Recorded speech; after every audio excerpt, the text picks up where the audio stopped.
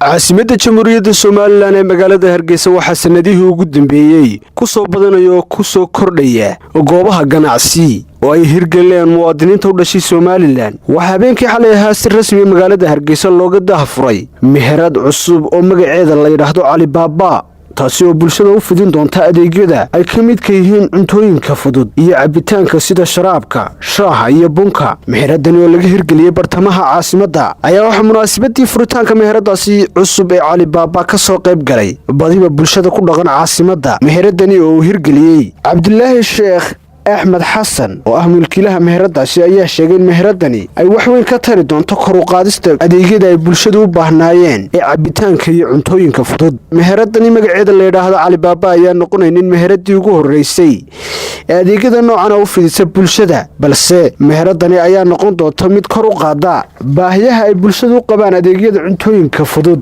iyo cabitaanka. Xamse Aydiin Maxamed iyo Cabdiraxmaan Casri ee telefishinka qaranka Soomaaliland, caasimadda Hargeysa.